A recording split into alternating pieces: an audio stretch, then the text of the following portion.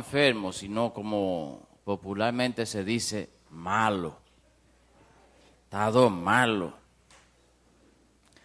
Tenía varios años que no me daba una cosa de esas. Y todavía no me recupero por completo. Pero gracias a Dios por la oportunidad de estar aquí, de compartir su palabra, sabiendo que todos nosotros estamos más necesitados de ella, de lo que somos capaces de entender o de lo que estamos dispuestos a reconocer.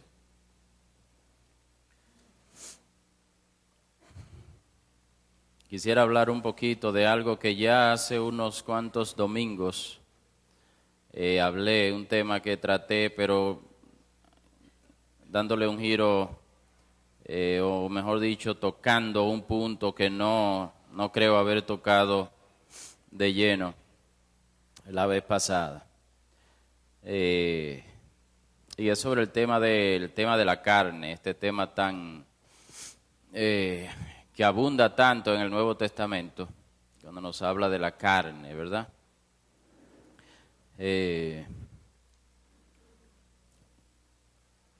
Vamos a orar y a pedir al Señor que nos guíe y que nos hable de manera personal a cada uno de acuerdo a lo que necesitamos, porque de una cosa estoy seguro, todos los que estamos aquí estamos sumamente necesitados del Señor, sumamente necesitados de escucharlo, sumamente necesitados de hacernos conscientes de su presencia, de saber que Él está, que Él nos guía, que Él está interesado en nosotros, que a Él le importa por dónde va nuestra vida, que a Él le importa el sufrimiento de nuestros corazones, que a Él le importan las decisiones que tomamos cada día y le importan mucho más de lo que nosotros estamos dispuestos a admitir, a entender.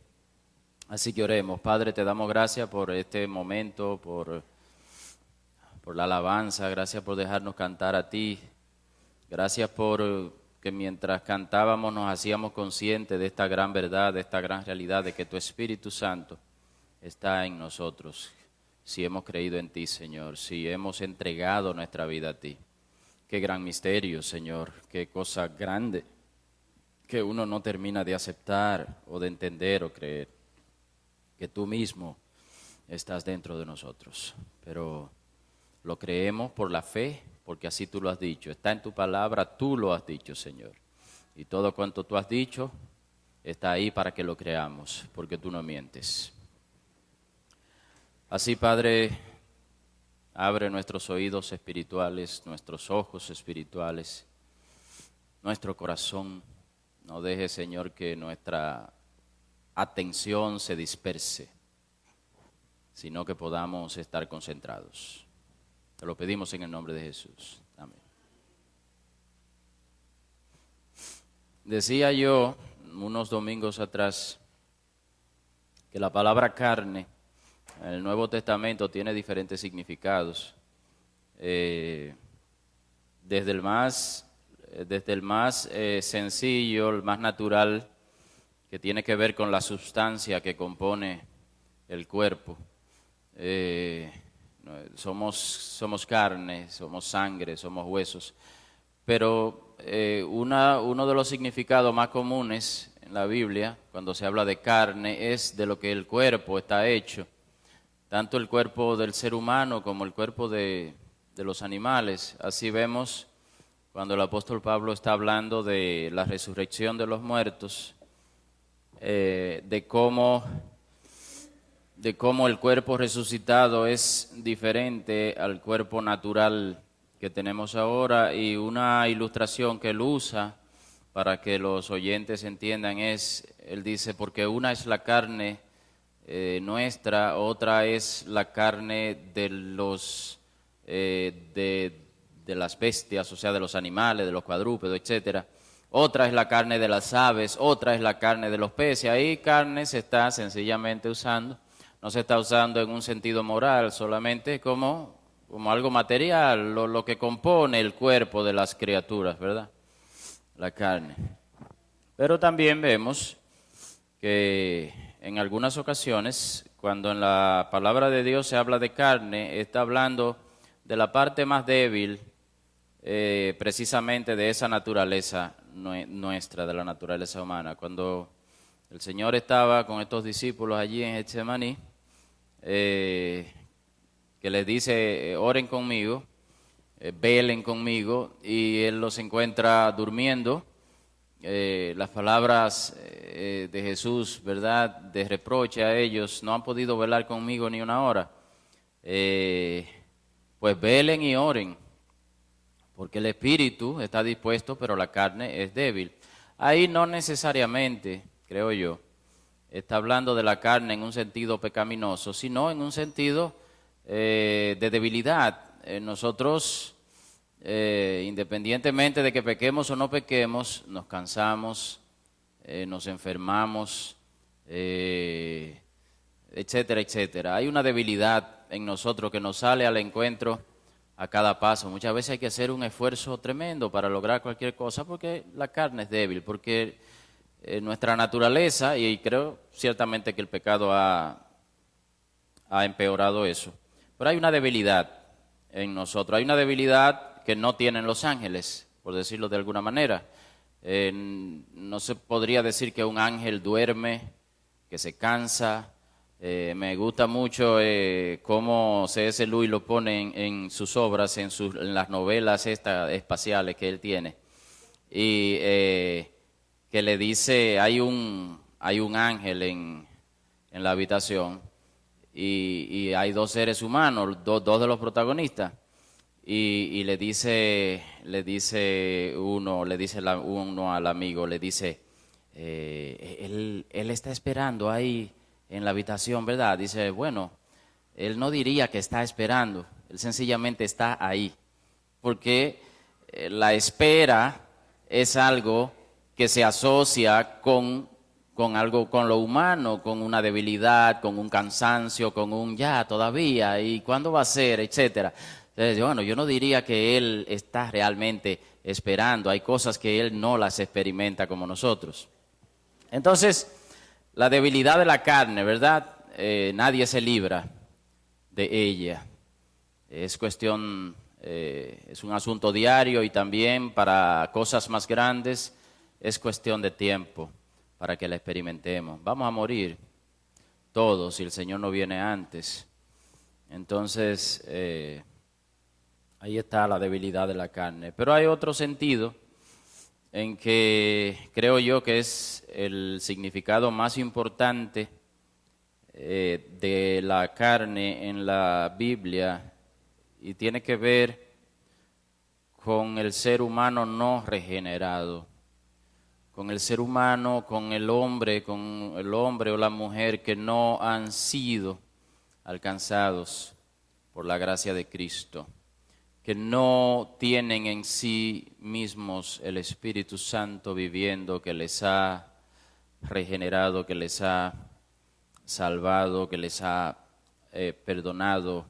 Hablamos de la carne entonces en este sentido como esa parte del ser humano que de manera inevitable, de manera natural se opone a Dios. Esa parte en cada ser humano que no quiere a Dios, no lo quiere. Esto no es que le es indiferente, no, es que no lo quiere. Y nosotros, creo yo, que nos damos cuenta a medida que los tiempos empeoran, cómo se va revelando esta parte del ser humano, cómo se va haciendo evidente, cómo se le va quitando la careta. Porque tiempo atrás uno pensaba, bueno, hay personas que creen y hay ateos. El ateo no cree. Ya nos damos cuenta cómo es mucho más que eso. Cómo no se trata sencillamente de una humanidad que no cree en Dios, sino de una humanidad que se opone abiertamente a Dios. Esto no es que, no, porque yo no creo en Dios. No, esto es, estamos contra ti. Lo que sea que tú quieras, nosotros no lo queremos. Ustedes han podido percibir, han podido palpar esa actitud en la humanidad, en todas las decisiones que se toman, en todo lo que pasa, en todo lo que se apoya, en todo lo que se promueve. Ya no es asunto de, no, es que no creemos en Dios. No, no, no, no. Es que Dios dice azul y yo quiero verde. Es que si Dios dice que por ahí es el buen camino, nosotros queremos por aquí. Entonces, se ve, es muy palpable, es muy evidente que hay una parte en el ser humano que se opone abiertamente, directamente, descaradamente a Dios. Y la Biblia llama, hablando de una persona en particular, lo llama la carne. Esa parte está muy relacionada con el cuerpo. Quiero hacer una aclaración porque creo que quizás en cosas que he dicho puede haberse malentendido. El cuerpo no es malo. Eso es un error que cometieron los gnósticos, de decir que el espíritu es bueno, el cuerpo es malo. Tanto el espíritu como el cuerpo los creó Dios. Y los dos son buenos, los dos son santos. Dios dice la palabra cuando hizo todo lo que hizo y vio que era sobremanera bueno. El cuerpo no es malo. Ahora el cuerpo ha quedado en mucha desventaja porque la carne depende en gran manera del cuerpo para expresar sus deseos y para perseguir sus asuntos. Tanto que en diferentes pasajes de la Biblia uno ve cómo dice Dios, porque en otro tiempo, dice el apóstol Pablo, los deseos carnales, los deseos pecaminosos obraban sobre los miembros de vuestro cuerpo. Así que los miembros del cuerpo son instrumentos, vamos a decir hasta cierto punto imparciales, pero que pueden de manera fácil, si uno no está vigilante, si uno no tiene cuidado, pueden con mucha facilidad pasar a ser instrumentos de carnalidad, instrumentos de pecado, instrumentos de todo aquello que Dios odia, de todo aquello que no es agradable a Dios. Entonces el cuerpo ha tenido esa relación y en algunos casos se habla como si el pecado fuera dueño del cuerpo. El apóstol Pablo dice en una ocasión, ¿quién me librará de este cuerpo de muerte? Habla del cuerpo como si fuera algo que no tiene remedio tampoco, pero ciertamente no es tanto así. La carne verdaderamente deberá ser eliminada por completo, deberá ser aniquilada, pero del cuerpo se dice que llegará el tiempo en que él mismo será redimido, dice el apóstol Pablo, porque nosotros esperamos ansiosamente la redención de nuestro cuerpo. Cuando está hablando en Romanos de que la humanidad completa anhela la liberación, anhela que venga, que regrese el Señor Jesús y que libere la creación de la vanidad a la que ella misma fue sometida. Dice también que nuestro cuerpo será redimido. Ahora, también dice Pablo, el apóstol Pablo, de manera muy clara, porque la carne y la sangre no pueden heredar el reino de Dios. El cuerpo, tal y como existe ahora, no puede entrar en la presencia de Dios. Así que una de dos cosas tienen que suceder. O el cuerpo es resucitado para aquellos que han muerto, o el cuerpo es transformado para aquellos que todavía vivan o vivamos cuando el Señor regrese. Así que le llegará el tiempo al cuerpo de ser redimido, de ser librado del azote del pecado. Ahora la carne, lo que es la carne, no tiene remedio, y eso yo lo dije la vez anterior. Dice Romanos 8, 7 y 9, ya que la mente puesta en la carne es enemiga de Dios porque no se sujeta a la ley de Dios, pues ni siquiera puede hacerlo, y los que están en la carne no pueden agradar a Dios. O sea, la carne tiene una imposibilidad. La carne, y yo eso lo decía también, La única opción que tenemos con la carne es someterla. No hay nada bueno en ella, en la carne en sí, en esa tendencia interna que tiene cada ser humano de oponerse a Dios. Lo único que debemos hacer con ella es someterla. Y eso lo vamos a ver más adelante. Bien, pues la Biblia habla de esta realidad de la carne, pero nos habla también de la realidad del espíritu, tal y como hemos cantado muchísimo hoy. Nos habla de aquel que está en la carne y de aquel que está en el espíritu. El que está en la carne, entiéndase, alguien no regenerado, alguien que necesita desesperadamente a Cristo, alguien que necesita clamar en arrepentimiento a Dios, recibir el perdón de Él, recibir la salvación, recibir el Espíritu Santo de parte de Dios y ser reconciliado. Hermanos, y nosotros estamos aquí porque todavía hay millones de personas que están en esa condición lamentable y necesitan desesperadamente ser reconciliados con Dios. Dice el apóstol Pablo que Dios nos ha confiado a nosotros la palabra de la reconciliación. Así que si usted creía que usted está en este mundo para tener éxito en su trabajo, para tener más dinero, para darse a conocer, para ser famoso, para lograr este sueño o aquel sueño, etcétera, etcétera, le digo yo que la Biblia tiene un punto de vista totalmente diferente. Usted y yo estamos aquí todavía porque se nos ha confiado la palabra de la reconciliación. Porque hay millones de gente muriéndose sin Cristo, yéndose al infierno, y nosotros, bien, gracias.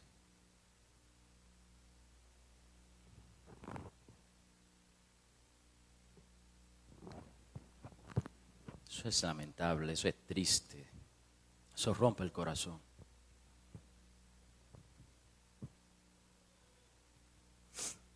Estas personas que no tienen el Espíritu Santo de Dios podrían incluso ser moralmente rectas, moralmente mejores que muchos de nosotros que somos cristianos.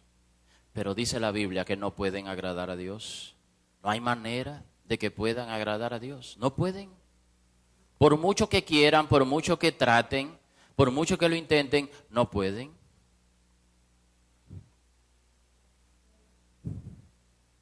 Y el que está en el Espíritu, o sea, en el Espíritu Santo, que ha recibido de parte de Dios, dice la palabra, si es que le ha confiado su vida a Cristo de todo corazón. Dice Romanos 8:9.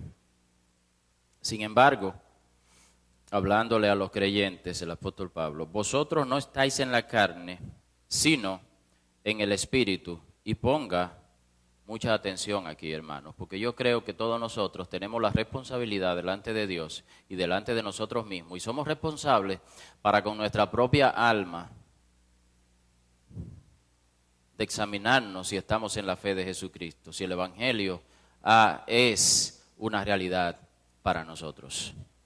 Sin embargo, vosotros no estáis en la carne, sino en el Espíritu, si en verdad el Espíritu de Dios habita en vosotros. Si en verdad el Espíritu de Dios habita en vosotros. Pero si alguno no tiene el Espíritu de Cristo, el tal no es de él. No importa que haya venido 20 años a la iglesia, no importa que lea la Biblia todos los días, no importa que ore, no importa que hable con palabras espirituales. Si alguien no tiene el Espíritu de Cristo, no es suyo, no le pertenece a él. Y ustedes recuerdan las palabras de Jesús, muchos vendrán en aquel día, Señor, Señor, en tu nombre hicimos milagros, en tu nombre echamos fuera demonios, apartaos de mí, nunca os conocí. Señores, palabras duras, pero al ser tan duras es mejor decírselas ahora, que estamos a tiempo. Sí, pues no, porque no se trata de meter miedo, se trata de, Señor, si yo no soy tuyo, yo quiero serlo. Agárrame ahora. Si yo no soy tuyo, yo quiero serlo, aquí estoy todavía, Señor. Y las puertas están abiertas, la Biblia es muy clara en eso.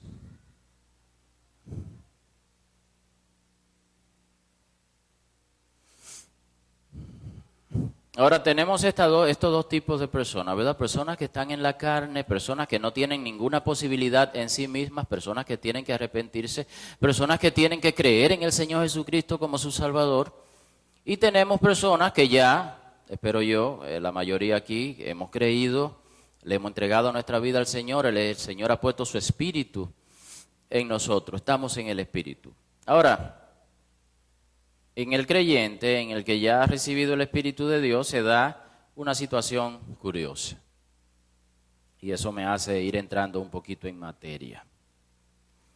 El creyente tiene un caso difícil, por decirlo de alguna manera. Que hemos recibido el Espíritu Santo y aún podemos tener plena conciencia de que el Espíritu está en nosotros guiándonos, hablándonos.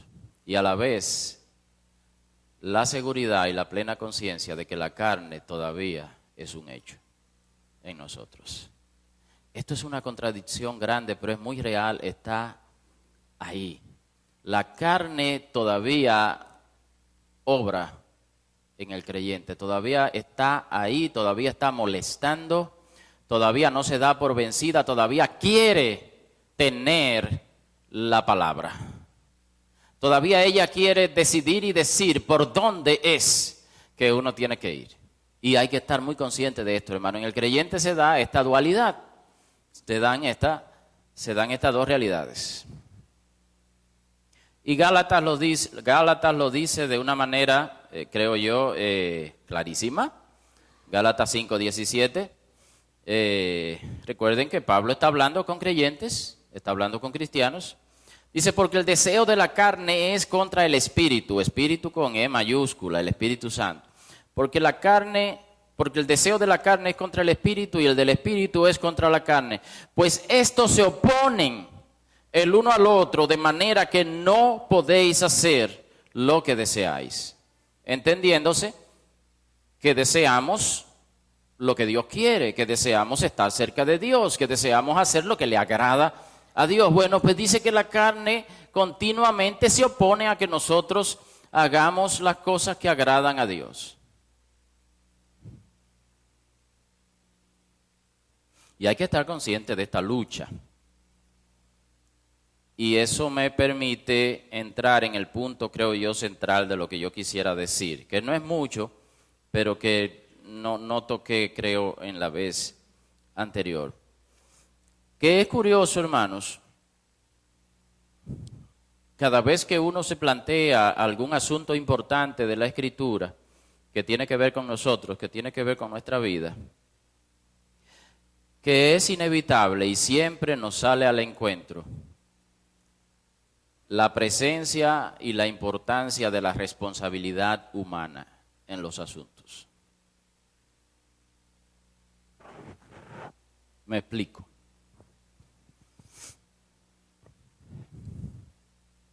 Que en esta lucha de la carne contra el espíritu, nosotros no podemos echarnos a un lado, sino que todo lo contrario, somos completamente responsables de hacia dónde nos vamos a inclinar. Y hay solamente un versículo bien sencillito, que es el que quiero usar para eso, y me van a entender porque está, creo yo, muy claro. Romanos 8:6.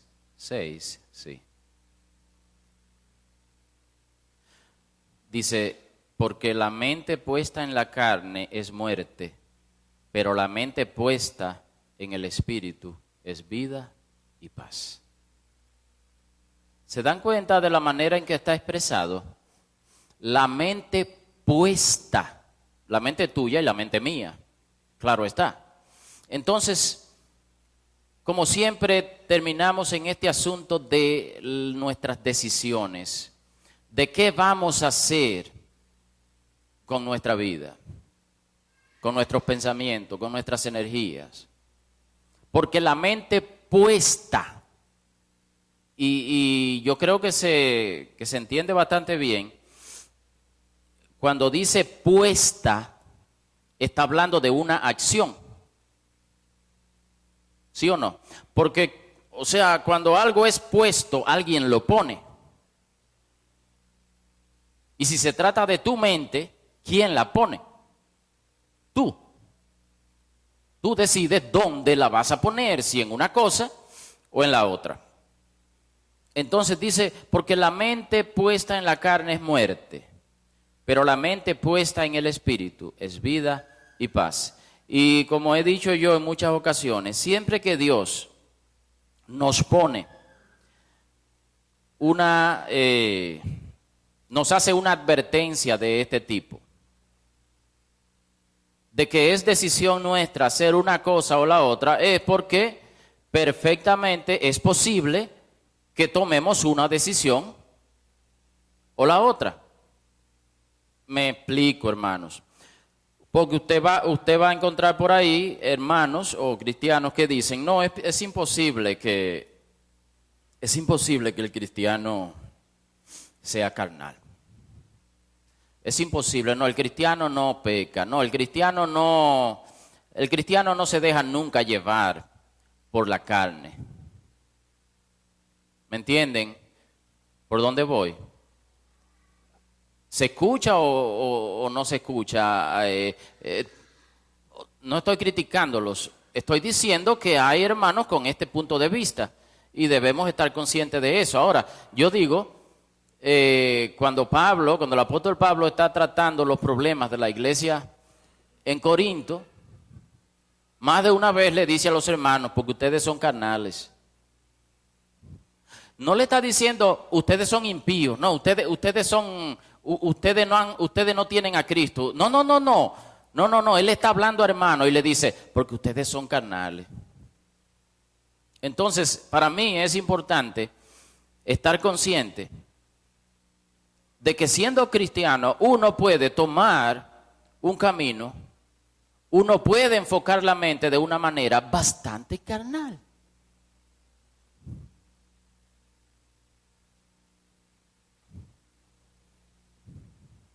Y el versículo de lo que nos está hablando es del resultado. Bueno, es que si tú decides poner la mente en las cosas que son de la carne, el resultado es muerte.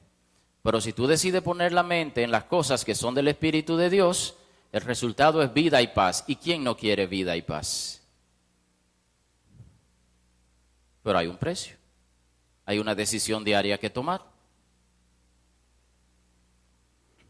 Y es posible poner la mente en cualquiera de las dos cosas. Y estemos conscientes de eso. Últimamente trato de examinar mis propios pensamientos y en dónde lo estoy poniendo.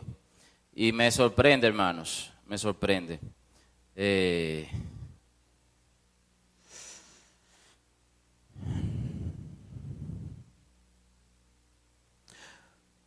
Un error que no hay que cometer.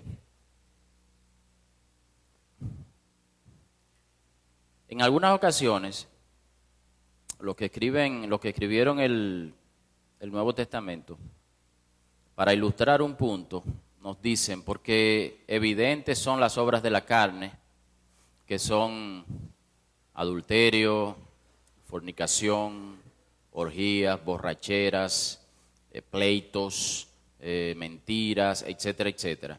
Y yo creo que es bueno detenerse un poquito ahí, porque uno puede cometer el error muy peligroso, garrafal, de creer que la carne solamente se manifiesta de esas maneras. Y que si yo no estoy haciendo ninguna de esas cosas, yo estoy bien, yo no soy carnal, yo soy muy espiritual. Interesante, hermanos, que cuando el apóstol Pablo escribe en los Gálatas, el problema de ellos no era tanto ese. Y mira que en Gálatas se habla de esas cosas. Pero ¿cuál era el problema de los Gálatas? Que ellos habían tenido cierta influencia de unos maestros que llegaron ahí y en vez de seguir confiando solamente en Cristo, ellos ahora entendían que había que cumplir con ciertos asuntos de la ley judía para poder estar bien con Dios. Y sabe cómo Pablo le llama a ellos por estar haciendo eso? Carnales. En otras palabras, hermanos, aún la religiosidad puede ser muestra de carnalidad. Usted puede ser una persona religiosa, usted puede ser una persona fiel a ciertas costumbres y es tan carnal como el que está por ahí en adulterio y en otras cosas. Porque lo que define la carnalidad es no hacer de Cristo el centro de la existencia de uno. Entonces puede ser que usted no esté en ninguna de esas conductas exageradas, horribles, y sin embargo puede ser que cada día o con mucha frecuencia nuestros pensamientos estén enfocados en la carne.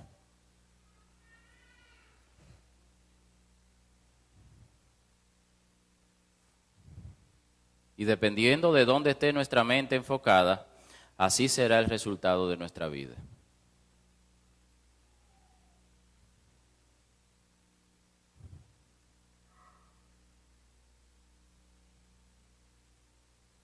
A mí me resulta sorprendente cuántas horas a la semana, al mes, al año, yo las he vivido con mi mente enfocada en tonterías. ¿Que estaba haciéndole infiel a mi esposa? No. Que estaba robando, no. Que estaba haciendo tal o cual cosa, no. Pero mi mente no estaba en las cosas que son del Espíritu de Dios. Y eso es la mente puesta en la carne. Y entonces hoy día, cuando llegan los momentos difíciles, yo me veo y digo, pero ¿por qué estoy tan débil? ¿Por qué todo me afecta tanto? ¿Por qué siento como si Dios estuviera lejos? Etcétera, etcétera, etcétera. Póngale el nombre que usted quiera. Cada quien aquí tendrá sus realidades, sus debilidades espirituales. Bueno, el asunto es que la mente puesta en la carne de manera diaria va debilitando la vida. Bueno, dice que es muerte. Dice que es muerte. La vida, la mente puesta en la carne es muerte. Entonces,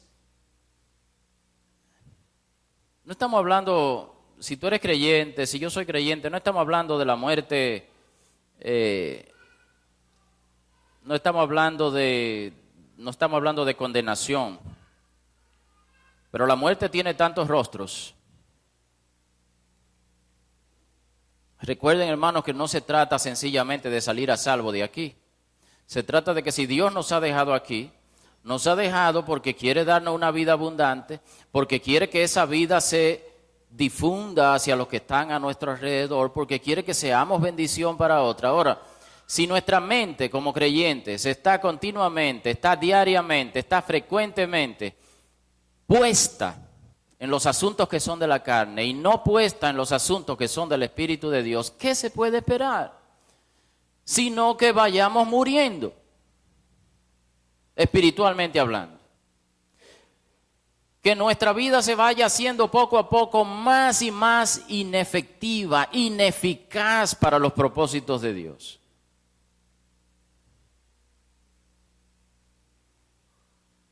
¿Estoy describiendo alguna situación que le parece familiar?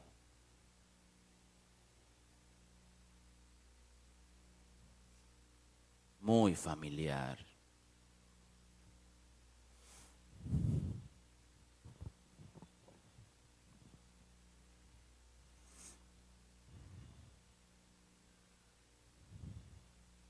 Y entramos, hermanos, en esta contradicción. En esta contradicción de que tenemos el Espíritu de Dios en nosotros y sin embargo no ardemos en deseo de estar con Él, con Dios. Y no ardemos en deseo de disfrutarlo más. Y nos encontramos con esta contradicción en nosotros mismos. Pero ¿y por qué yo no deseo más a Dios?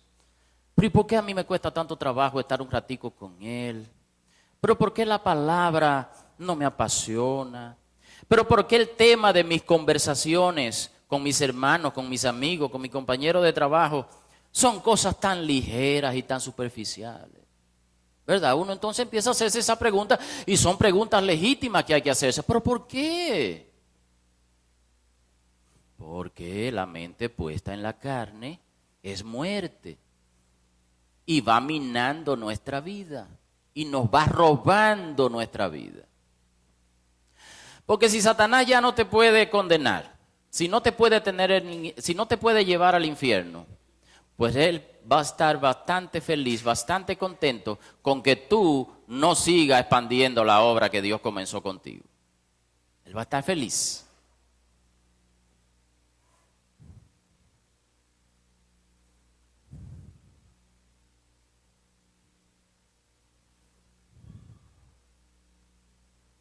Cuando uno evalúa los problemas de la iglesia, la falta de compromiso, la falta de pasión por Jesús, el declive de los grupos, la ausencia de los hermanos en una que otra actividad, el estancamiento espiritual en la vida de muchos de nosotros, las quejas que escuchamos de los hermanos, de algunos hermanos, quejas, hermanos, quejas que si un no creyente las escucha, dice, él tiene razón. Pero quejas que si nosotros que tenemos al Señor las escuchamos, decimos, pero como que no entendemos el Evangelio. ¿Cómo nos vamos a estar quejando de eso? Si nosotros mismos somos los llamados a accionar. Todas estas cosas, hermano, hacen para mí evidente lo que dice el pasaje. La mente puesta en la carne es muerte. La mente puesta en la carne nos va robando la vida. La vida que Jesús compró a un precio tan alto, parece como si se convirtiera en nada, como si no tuviera poder, como si no tuviera la capacidad de movernos y de hacernos bendición para otros. Nos estamos muriendo espiritualmente. Hermano, Dios es vida y la vida produce cambio, la vida produce movimiento. La vida produce más vida, produce crecimiento. La vida produce gozo para nosotros y para los que nos rodean. Palabras de reconciliación para todos aquellos que Dios ha puesto cerca de nosotros. Cada uno, creo yo, examine su propia vida y muchos de nosotros reconozcamos que esta vida que estamos viviendo no es la vida abundante que Cristo compró para nosotros. Porque si lo es, entonces eso habla mal de Dios.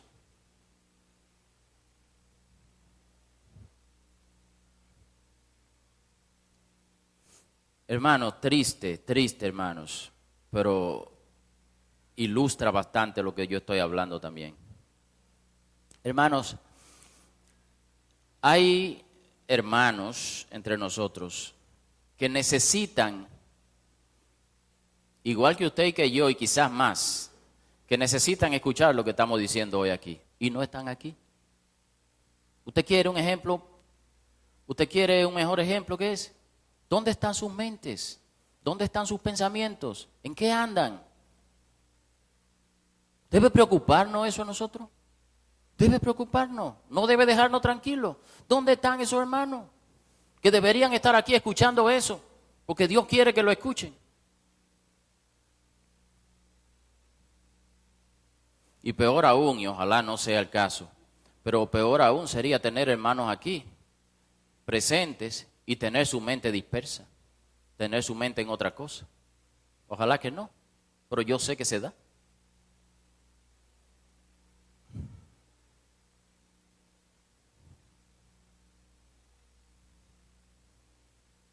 La Biblia habla en otros pasajes sobre la posibilidad que existe de apagar o entristecer al Espíritu Santo. Me imagino que eso puede ocurrir de muchas maneras, pero lo que estamos hablando hoy creo yo que es una de las formas en que eso puede ocurrir. En la medida en que usted se empeña en tener sus pensamientos puestos en cosas que no son del Espíritu de Dios, en cosas que aunque no suenen escandalosas, al fin y al cabo son carnales porque no son el interés de Dios. En la medida en que usted se empeña en poner sus pensamientos en eso, en gastar sus horas en esas cosas, pues en esa medida el Espíritu Santo no puede obrar en nosotros. Recuerden que el Espíritu Santo es Dios y Dios solamente obra si nuestra voluntad está rendida a Él.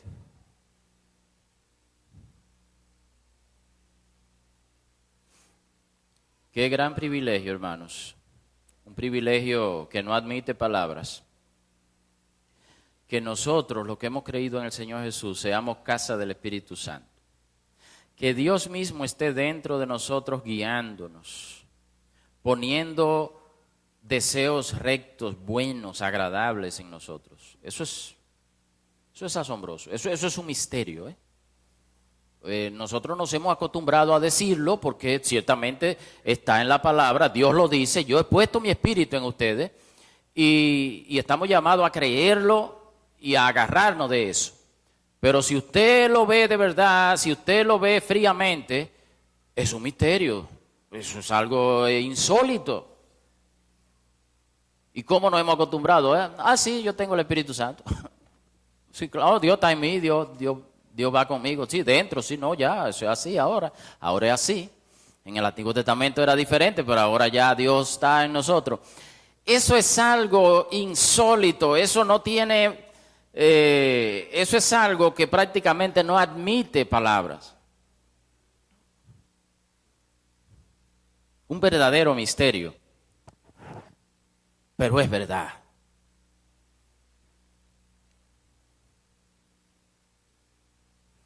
Entonces no es una lástima, hermanos, que siendo esto una gran verdad, una gran realidad, que Dios mismo está dentro de nosotros en la persona del Espíritu Santo, guiándonos, produciendo buenos deseos,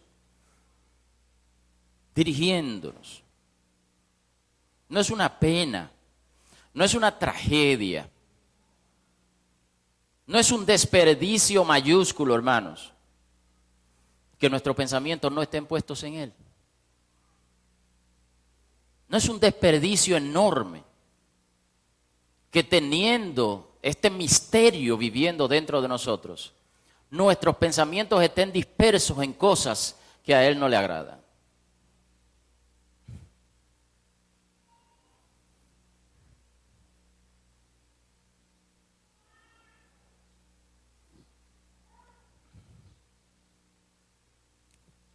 Dos posibilidades. O no tienes el Espíritu, y en ese caso el mensaje es clarísimo. Jesús está con los brazos abiertos esperándote, porque Él quiere darte su Espíritu, Él quiere perdonarte, Él quiere salvarte. Así que, si alguien aquí no conoce al Señor y todavía no tiene el Espíritu de Él viviendo dentro, el precio está pago. Jesús hizo todo lo que había que hacer, solamente pide tu confianza, pide tu fe, que le entregues tu vida a Él. Pero está el otro caso, tú tienes el Espíritu, pero tus pensamientos no están puestos en Él. ¿Y qué nos queda más que decir, hermanos, qué queremos en la vida? ¿Qué queremos? ¿Queremos vida y paz? ¿Queremos toda la riqueza, todos los tesoros que están en Cristo Jesús, como dice Efesios? ¿Queremos disfrutar de ellos? ¿Queremos la felicidad verdadera? ¿Queremos vivir verdaderamente? Pues es bien sencillo, o como predicaba yo tiempo atrás, no será fácil, pero es sencillo. Los pensamientos puestos en el Espíritu son vida y paz. Los pensamientos puestos en las cosas del Espíritu de Dios son la vida que Dios ofrece. Entonces, hay que hacerse esa pregunta, ¿verdad? Si nuestros pensamientos están dispersos por ahí, en muchas cosas, ¿qué es lo que queremos realmente?